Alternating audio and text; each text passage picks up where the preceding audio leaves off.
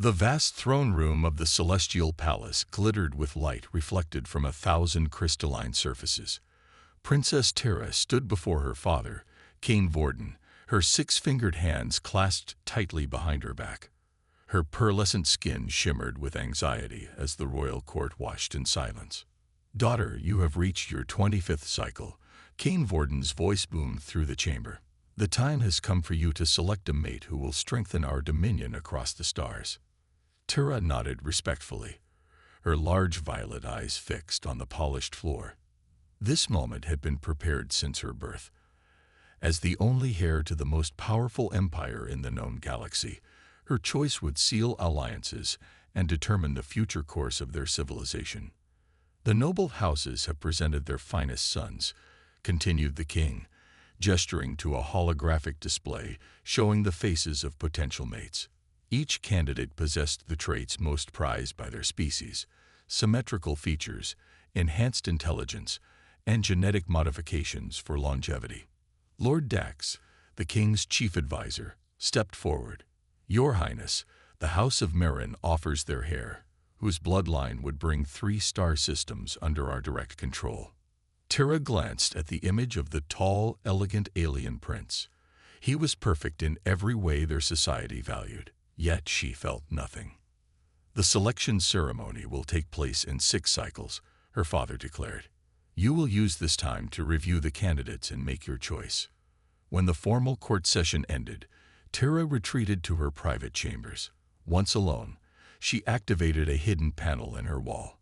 A secret display emerged, showing images that would shock the entire court if discovered. Pictures of Earth and its inhabitants. Humans, a species considered primitive by her people.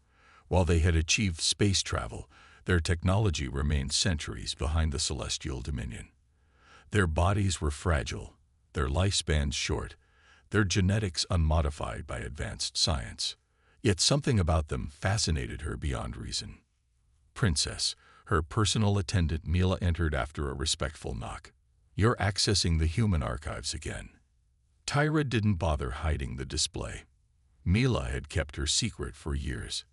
"They're so different, Mila. They feel everything so intensely. Their art, their music, it's all filled with emotion our people have engineered away." Mila approached cautiously.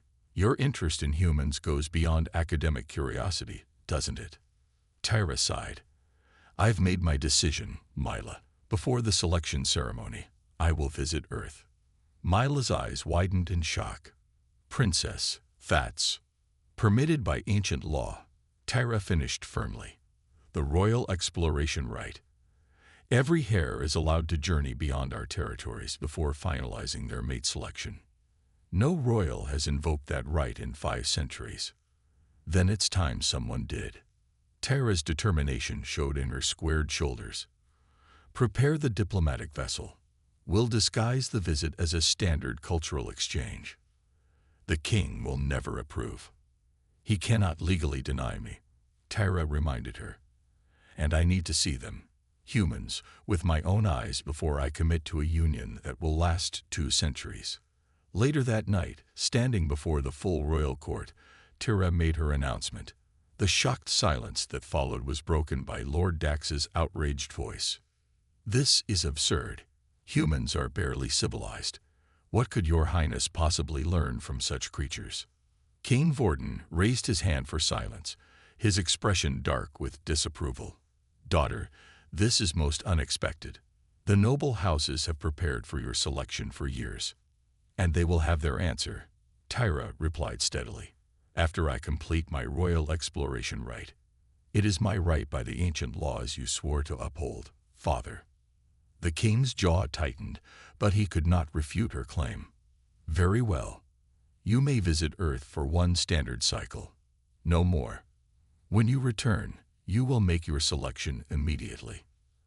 As whispers erupted throughout the court, Terra felt a strange lightness in her chest. In just days, she would see the planet that had captured her imagination for so long. Little did anyone know that this journey would change not just her fate, but the course of two civilizations forever. The Earth Orbital Defense Station hummed with activity as Major Tom ran final checks on his fighter craft.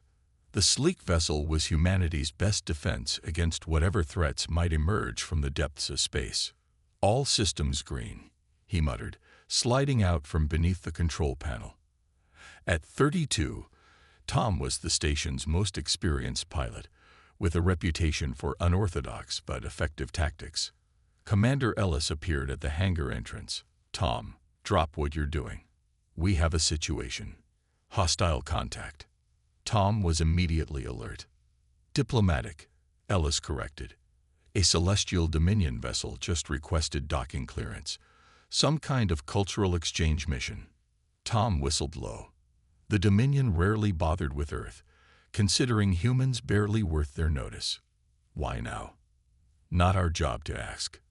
Your job is to join the welcome party. They requested to see our defense systems. They want to see our tech." Tom laughed. "Their ships make ours look like toys. Orders are orders. Clean up and report to docking bay 3 in 30 minutes. When Tom arrived at the docking bay, he stood at attention alongside other officers. The Dominion ship was beautiful, a gleaming oval crafted from materials that seemed to shift colors with each movement. The delegation that emerged consisted of tall, elegant aliens with pearlescent skin and large violet eyes. Their movements were graceful, almost mathematical in precision. Leading them was a female who introduced herself as Envoy Terra. "We appreciate Earth's hospitality," she said, her voice musical despite the translation device. Her eyes lingered on Tom longer than necessary. The formal tour proceeded through the station, with the alien showing polite but barely concealed disinterest in Earth's primitive technology. Tom noticed Envoy Terra asking unusually detailed questions about human life rather than military capabilities. "And your family units?" she asked Tom directly. "How are they structured?" Before he could answer, alarms blared throughout the station. "Unidentified vessels approaching," announced the station eye. "Attack formation detected." "Space pirates," Commander Ellis growled. "They've been hitting outposts all month." The alien delegation looked concerned. Their small diplomatic vessel would be an appealing target for raiders seeking advanced technology. "We need to get you to safety," Tom told Envoy Terra. "Please follow me to the secure area." As they hurried through corridors, an explosion rocked the station. The lights flickered, and emergency barriers began closing to contain decompression. "The main pathway is cut off," Tom realized, checking his tablet. "We'll need another route." One of the alien guards spoke sharply in their language. Envoy Terra responded with what sounded like a command before turning to Tom. "We trust your judgment, Major," she said. Tom led them through maintenance tunnels toward the secure bunker. Through viewport windows, they could see the battle raging outside. Pirate ships darting between Earth's defensive fire. "Your vessels are outmatched," observed an alien guard disapprovingly. "Maybe," Tom acknowledged, "but watch this." Outside, Earth fighters executed a maneuver Tom had developed, appearing to retreat in disarray before suddenly splitting into 3 formations that surrounded a pirate vessel. The surprised attackers were caught in crossfire. "Unpredictable," Terra murmured. "Effective." They reached the bunker, but as the door began to close, sensors detected a breach in the nearby hull. Air rushed toward the growing crack. "Everyone inside," Tom shouted, pushing aliens through the doorway. Envoy Terra stumbled. As Tom reached to steady her, the decompression intensified. They both slid toward the breach. With quick thinking, Tom grabbed a maintenance cable and anchored them both, using his body to shield her from debris as they pulled themselves to safety. Inside the bunker, breathing hard, Tom found Terra studying him with undisguised fascination. "You risked yourself," she said quietly, "for someone not of your kind." Tom shrugged. "That's what humans do." "Not what I was taught about humans," she replied. As the attack was repelled and systems restored, Tom noticed Envoy Terra watching human crew members working together, communicating with jokes despite the danger. sharing food, showing pictures of children. Her expression held something beyond diplomatic interest.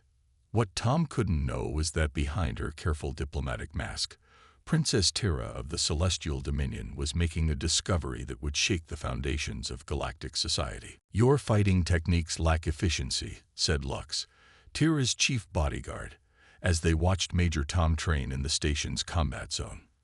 "But they have a strange creativity." Princess Terra, still maintaining her cover as Envoy Tyra, nodded thoughtfully.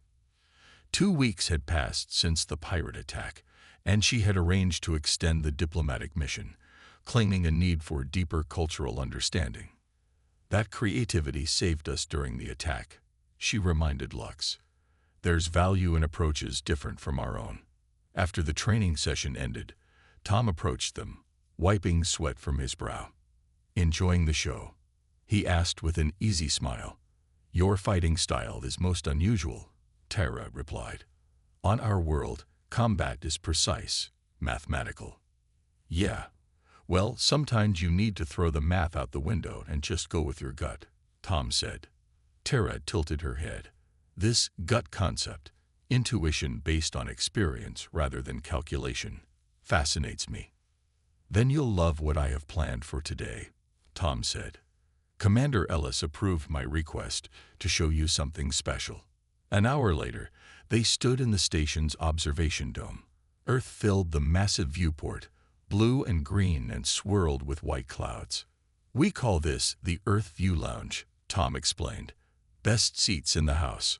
Soft music played from hidden speakers, a classical piece with strings and piano. Terra felt something strange inside her chest as she looked at the planet below. "It's beautiful," she admitted. "Yeah," Tom agreed. "Worth fighting for."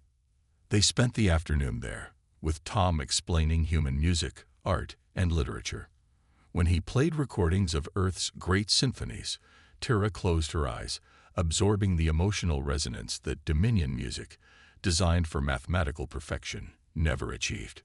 "Your people feel so deeply," she observed. "Too deeply, sometimes," Tom said with a half smile. "It gets us into trouble." Over the following days, Terra engineered more accidental meetings with Tom. Her guards grew increasingly concerned. "Princess," Mila warned in the privacy of their quarters, "your interest in this human exceeds diplomatic requirements." The court would not approve. "The court isn't here," Tyra replied. "And I'm learning more about humans than our archives have gathered in centuries." "You're learning about one human," Mila corrected gently. Tyra turned away, unable to deny the truth in those words. The next day, Tom took her to the station's garden dome, a space filled with plants from Earth. Flowers of every color bloomed around them as real sunlight filtered through special panels. "These are roses," Tom explained, pointing to red blooms. "Traditional symbol of love on Earth." "Love," Terra repeated. The concept existed in her culture but was considered a primitive emotion, one the Dominion had evolved beyond in favor of logical partnership. "Your people value this feeling highly." "It's everything," Tom said simply. "The best things we create come from love. Art, music, even our greatest scientific breakthroughs often come from someone loving humanity enough to solve its problems." As they walked through the garden, an urgent message reached Kara's security team. Lux approached immediately, speaking in their native language. "Princess, we've intercepted communications. House Varen has sent assassins. They hope to end your bloodline before you can make your selection." Tom noticed the sudden tension. "Everything okay?" Before Terra could answer, the lights in the garden dome flickered and went out. Emergency lighting cast red shadows across the plants. "Security breach in Section 7, announced the station eye. "Unknown intruders detected." "We need to move," Lux said sharply, drawing a concealed weapon. 3 dark figures appeared at the garden entrance. They moved with the fluid grace of Dominion elite forces, but wore no identifying marks. "Stay behind me," Tom told Terra, placing himself protectively before her. "No," she tried to pull him back. "They're here for..." The first energy blast cut through the air where Tom had stood a moment before. Using quick reflexes, he pulled Tara behind a thick planter as Lux returned fire. These aren't pirates, Tom realized. They're targeting you specifically. As the assassins advanced methodically through the garden, Tom's eyes fell on the environmental control panel. Without hesitation, he lunged for it, triggering the emergency irrigation system. Water sprayed from ceiling nozzles, creating a disorienting curtain of moisture that interfered with the assassins' targeting systems. In the confusion, Tom led Tara toward a service exit while her guards engaged the attackers. What neither of them realized was that surveillance systems had captured everything, including Tom's unhesitating defense of the alien diplomat. Those images were already traveling across space, straight toward the Celestial Dominion, and King Vorden's watchful eyes. "The human must be detained," insisted the tall, imposing figure who had arrived with the royal security team. "He has had unauthorized contact with the princess." Tom stood in the station's secure conference room, surrounded by alien guards. His confusion had only grown since the attack in the Garden Dome 12 hours earlier. "Princess," he repeated. "What princess?" Commander Ellis looked equally bewildered. "Your delegation identified themselves as cultural envoys." The door slid open, and Tira entered. Gone was the simple diplomatic uniform. Now she wore an elaborate dress with symbols of rank that even Tom recognized from briefings on the Celestial Dominion's hierarchy. "Enough," she said firmly. "Major Tom acted to protect me. He will not be detained." Tom stared at her. "You're not an envoy." "No," she admitted, her violet eyes meeting his directly. "I am Princess Tyra, daughter of King Vorden, heir to the Celestial Dominion." The revelation hit Tom like a physical blow. He had been casually showing a royal hair, the equivalent of galactic royalty, around the station, treating her like a regular person. "Why the deception?" he asked, hurt evident in his voice. "I needed to see humans as they truly are," Tira explained, "not how they behave when facing royalty." Before Tom could respond, alarms sounded throughout the station. "Massive vessel approaching," announced the station eye. "Dominion Royal flagship identified." The tension in the room thickened. Tira's expression betrayed her first sign of fear. "My father," she whispered. Within the hour, King Vorden himself strode into the station, flanked by elite guards. His imposing height and regal bearing made the human officers step back involuntarily. His cold gaze found his daughter immediately. "6 cycles I granted you," he said in their language. "Yet you extended your stay without permission." "Father, I can explain." "No explanations are needed," the king interrupted, switching to English. "We have seen the surveillance records. Your interactions with this human have been broadcast throughout the noble houses." Tom felt countless eyes examining him like he was a curious specimen. The king approached him slowly. "You are the one who defended my daughter." It wasn't a question, but Tom answered anyway. "I was protecting a diplomatic envoy. I didn't know she was your daughter, Your Majesty." The king's eyes narrowed. "Would you have acted differently had you known?" "No," Tom said without hesitation. "I would protect anyone under threat." A ripple of murmurs passed through the royal entourage. "Father," Tyra stepped forward, "my time here has been invaluable. Humans aren't what our records claim. They have strengths we lack: creativity, emotional intelligence, adaptability." "Weaknesses, you mean," the king corrected. "Their emotions cloud judgment. Their bodies break easily. Their lifespans are tragically brief. Yet they've survived challenges that would destroy more advanced species," Tira countered. "Their diversity is their strength." Tom watched this exchange with growing understanding. This wasn't just about a diplomatic mission. Something much bigger was happening. The king turned to his daughter. "The selection ceremony cannot be delayed further. The noble houses grow restless. You will return home immediately and fulfill your duty." "And if I wish to continue my study of humans?" Tira challenged. The king's expression darkened. Your duty to the Dominion outweighs personal interests. The Royal Exploration Right gives me the right to thorough investigation before selection, Terra insisted. For several tense moments, father and daughter locked gazes in silent battle. Finally, the king spoke. One cycle of our world, no more. Then you will make your selection as tradition demands. He turned to Tom, his expression unreadable. Your actions to protect my daughter are noted. The Dominion acknowledges the debt. Without waiting for response, he strode from the room, leaving Tira standing before Tom. When they were relatively alone, she approached him. I should have told you the truth, she said softly. Why didn't you? Tom asked. Because I wanted to see the real you, she answered, not someone performing for royalty. And what did you see?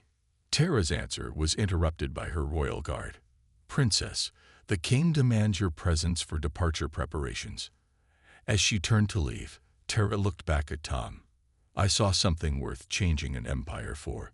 The implications of her words hung in the air long after she had gone, leaving Tom to wonder what role he had unwittingly played in galactic politics, and why the princess of the most powerful civilization in the galaxy had chosen to deceive him. The grand selection hall of the Celestial Palace gleamed with the light of 1,000 floating crystals. Princess Tira sat on a smaller throne beside her father, watching as the seventh noble suitor of the day bowed before her. House Merrick offers our finest son, announced the tall, dignified alien. Our bloodline brings enhanced telepathic abilities and control of the Outer Rim mining operations. Tira nodded politely, but her thoughts remained on Earth, on the station, on Tom. 2 weeks had passed since her return, and each day brought more pressure to make her selection. Your Highness honors us with her consideration, the suitor said, bowing again before retreating. When the day's presentations ended, King Vorden turned to his daughter. Your time grows short. Have any candidates caught your interest? They all offer impressive genetic advantages, Tyra replied carefully. Yet you remain undecided. The king's tone carried warning. The noble houses grow impatient. Lord Dax approached with a data tablet. Your Majesty, the latest reports from our spies on Earth. The human Major Tom has been promoted following the incident on the station. Tara's attention sharpened at the mention of Tom's name. Why do we care about a single human? The king asked irritably.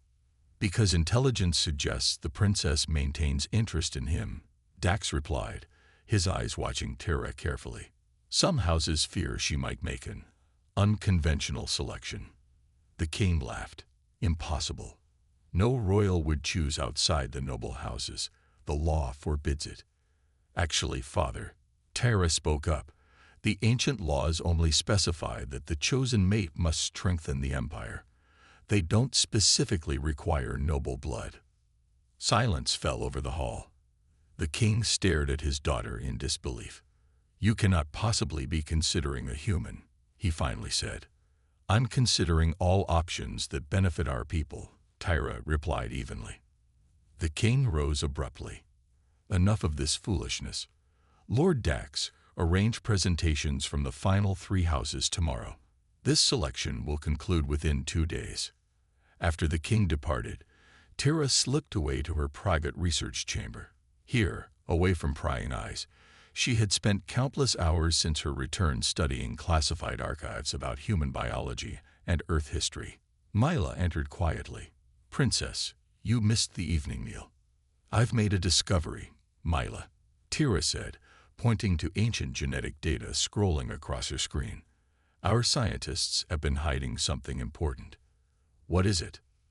The Dominion faces a crisis no one will discuss openly. Our genetic perfection has come at a cost. We're losing adaptability. Each generation becomes more specialized, but less capable of surviving unexpected challenges. Mila looked troubled. That's dangerous knowledge, Princess. It gets worse, Tira continued. Look at these studies of human DNA. They adapt at rates our species hasn't seen in millennia. Their genetic diversity could be exactly what we need. You're suggesting integration, not conquest, Terra finished, starting with my selection. Myla's eyes widened. The noble houses would never accept a human as your mate. They would if they understood the science, Terra insisted, and if they realized the alternative is eventual extinction. A soft alert sounded. Terra activated her communication device to find Tom's face on the screen. The secure channel she had established before leaving Earth remained active. "Princess," he said, his image flickering slightly across the vast distance. "I got your message. You understand what I'm asking. The risk." Tom nodded. "Coming to your world for this ceremony could be seen as an act of war by some. But if there's a chance for real peace between our species, it's more than peace," Terra said. "It's survival for both our kinds." "Then I'll be there," Tom promised. "The Earth Diplomatic Corps is arranging transport now." After the communication ended, Myla looked at her princess with new understanding. "You love him," she said simply. "Love is a human concept," Terra replied automatically, then sighed. "But yes, perhaps I do. More importantly, I believe in what he represents, the future our people need." That night, as Terra prepared for bed, her father entered her chambers unannounced. "Is it true?" he demanded. "You've invited a human to the selection ceremony, as Earth's representative." Terra confirmed, standing tall despite her fear. The king's expression darkened. "You go too far, daughter." "No, father," Terra replied firmly. "For the first time, I'm going far enough." The great hall of selection stretched for hundreds of meters, its high ceiling lost in shimmering mist. Thousands of nobles from across the celestial dominion filled the tiered seating, their murmurs creating a constant hum.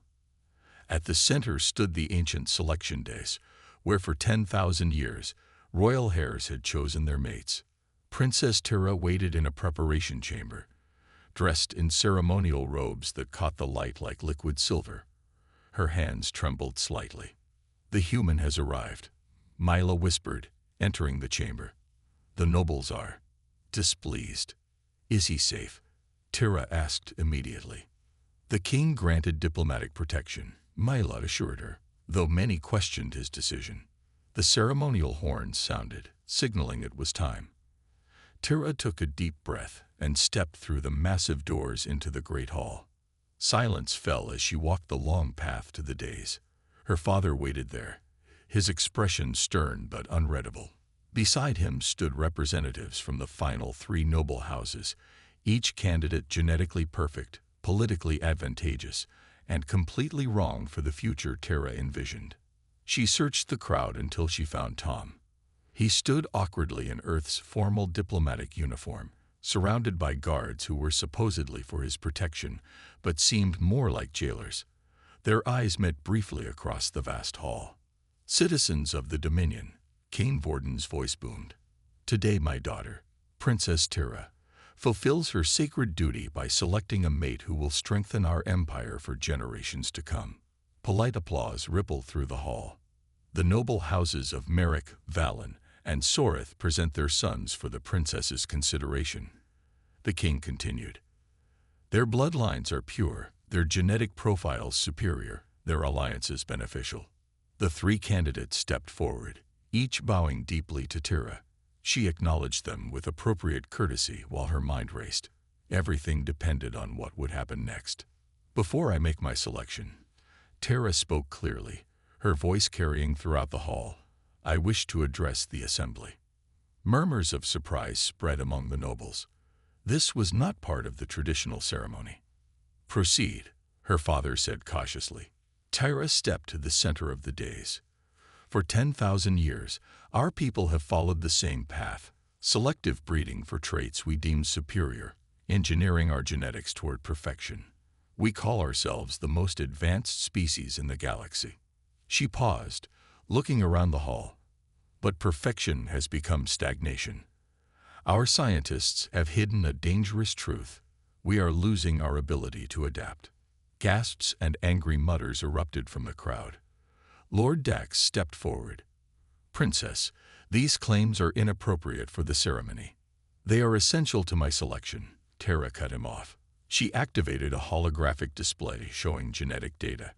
Our DNA has become so specialized that we can no longer respond to new threats. Each generation becomes more brittle, more vulnerable to extinction.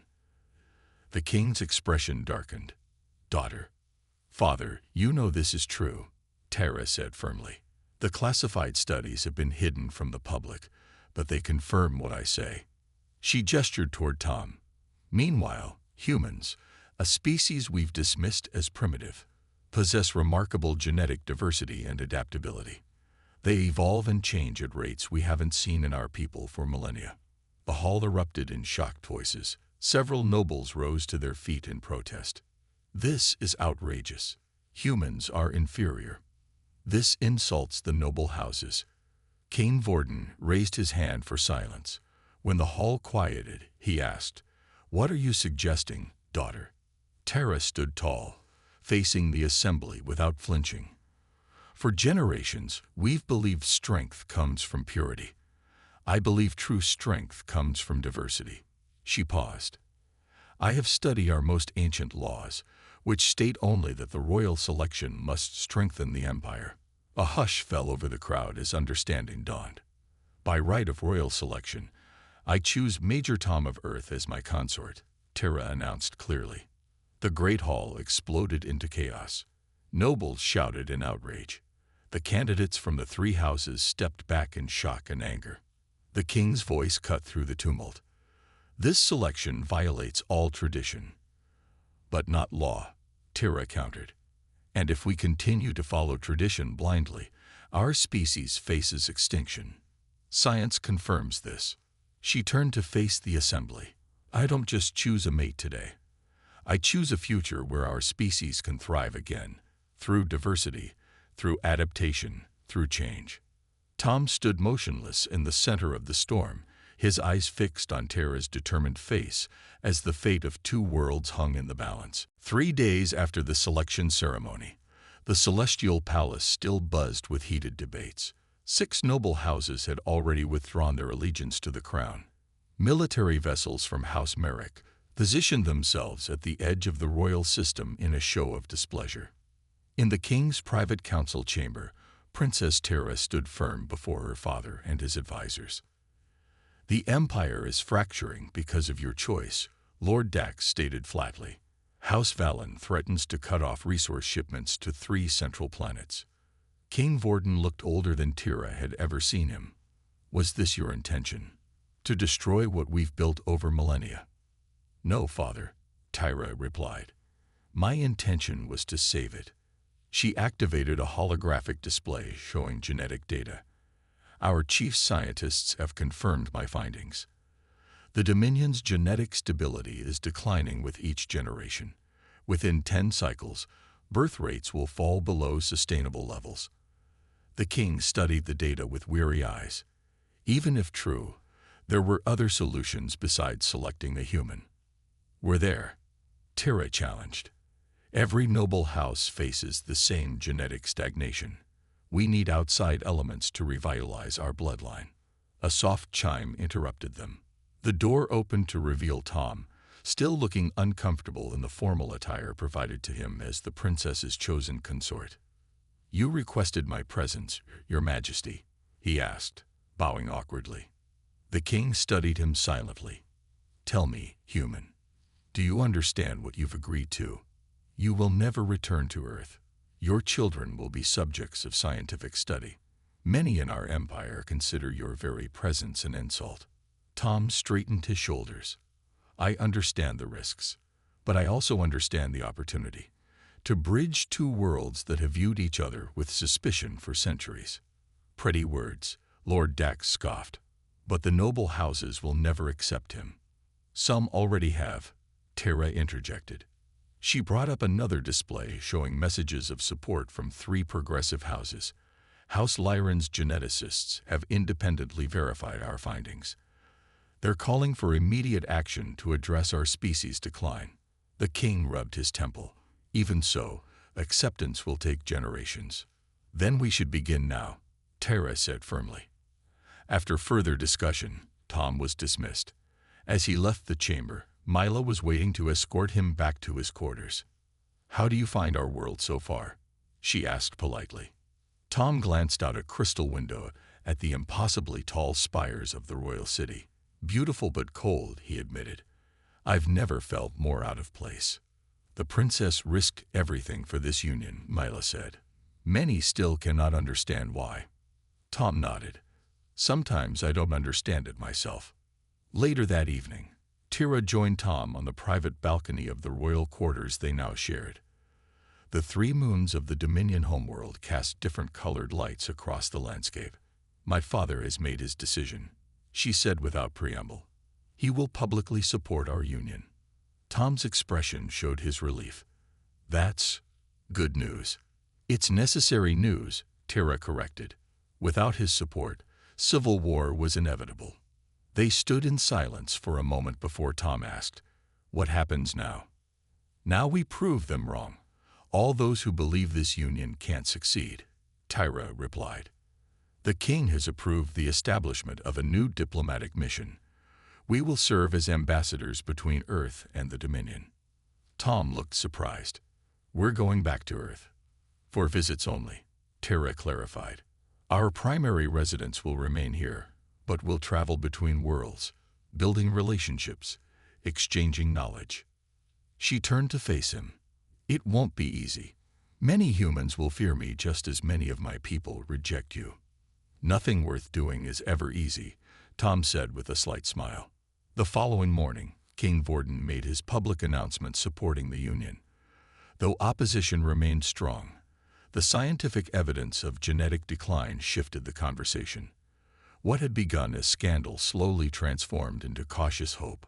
6 months later, as Tira and Tom prepared for their first diplomatic mission to Earth, medical scans confirmed what once seemed impossible.